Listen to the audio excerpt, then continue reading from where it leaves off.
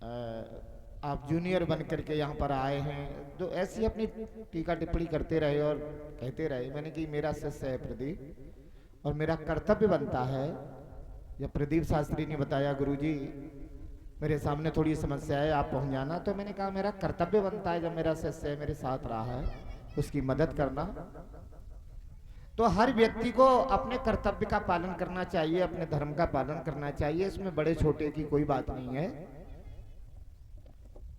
अब 30 मिनट का समय रह गया है, लेकिन मैं एक बात कहना चाहूंगा आपसे, जरा सुनिए।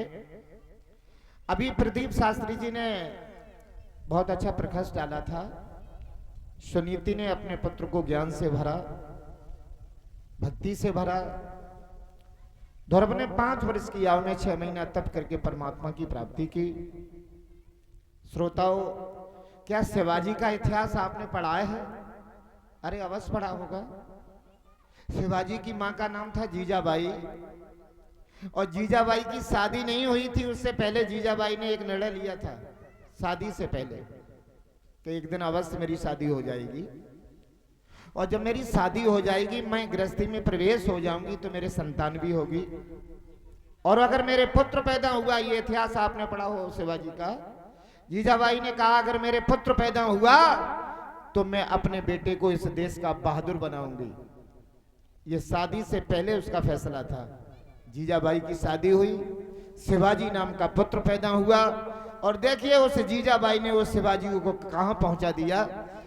तो माँ और पिता के, अब मैं कल से चिल्ला रहा हूं, परसों से चिल्ला रहा हूं, माँ पिता का फर्ज बनता है अपने संतान को अच्छी शिक्षा देनी चाहिए, अच्छे संस्कार देना चाहिए। बच्चा कॉलेज में डिग्री प्राप्त कर सकता है, लेकिन माँ और पिता का फर्ज बनता है अपने पुत्र को अच्छी शिक्षा देना, अच्छे संस्कार देना।